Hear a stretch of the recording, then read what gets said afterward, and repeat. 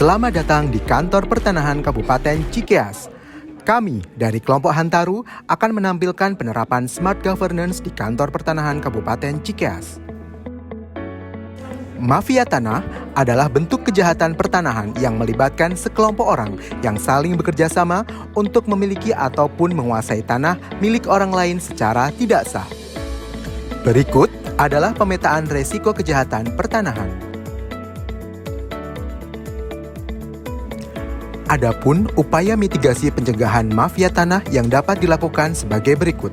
Berikut contoh kasus mafia tanah. Beralih ke informasi lain, Saudara, polisi menetapkan 30 tersangka dalam kasus mafia tanah dari 10 laporan yang diterima polisi sejak tahun 2020 hingga tahun 2022. Dalam 2 tahun terakhir, total terdapat 12 korban dan salah seorang korban termasuk selebritas Nirina Zubir.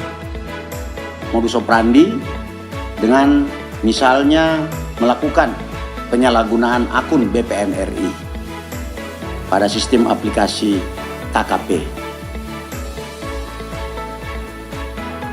Bahkan ada mantan pejabat BPN yang juga akunnya dipalsukan. Ini mungkin menjadi bahan ke depan agar ini tidak terjadi. Dalam kasus mafia tanah ini tercatat ada 12 korban dan 10 laporan sejak tahun 2020 hingga tahun 2022. Polisi masih mencari korban lain yang belum mengetahui bahwa haknya telah diambil oleh mafia tanah. Salah seorang korban mafia tanah, selebritas Nirina Zubir, berharap polisi dan kejaksaan serta Kementerian ATR BPN segera menyelesaikan kasus mafia tanah ini. Ini adalah bukti bahwa pergerakan kita ini benar-benar alhamdulillah didengar dan sudah sampai segini seriusnya sekarang gitu. Jadi buat teman-teman semua yang mengalami hal yang sama, ayo melapor, gunakan kesempatan pada saat ini yang benar-benar lagi menjadi istilahnya atensi negara gitu kan. Bersuaralah, jangan takut, dan mudah-mudahan keadilan berpihak kepada kami yang menjadi korban ini. Sementara itu, Menteri Agraria dan Tata Ruang Badan Pertanahan Nasional Hadi Cahyanto menyebut mafia tanah ada di mana-mana. Hadi bahkan menegaskan bakal mencopot pejabat BPN yang diketahui terlibat praktik mafia tanah. Apabila terjadi pelanggaran, saya tidak segan-segan untuk segera mencopot proses hukum dan pecat.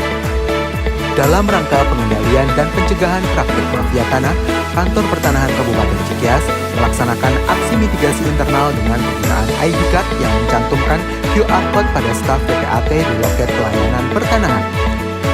Penggunaan QR Code pada ID Card dapat mencegah praktek percaloan dan memberikan suap kepada petugas. Dengan begitu, Kantor Pertanahan Kabupaten Cikeas dapat mengendalikan terjadinya potensi praktek mafia tanah. Pengurusan sertifikat tanah dengan perantara calo dapat mengakibatkan adanya potensi praktek gratifikasi dan bisa dikenai sanksi pidana bagi para pihak yang terlibat. Dengan mengurus sertifikat sendiri Anda, kami pastikan berkas Anda terproses dan selesai sesuai standar pelayanan prima kami. Stop praktek gratifikasi.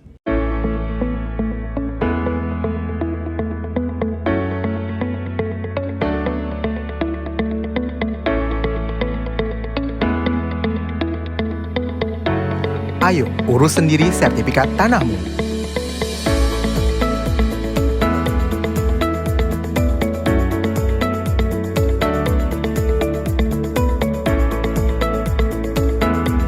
Segera cek tanah Anda di aplikasi Sentuh Tanahku atau bisa datang langsung di Kantor Pertanahan Kabupaten Cikeas.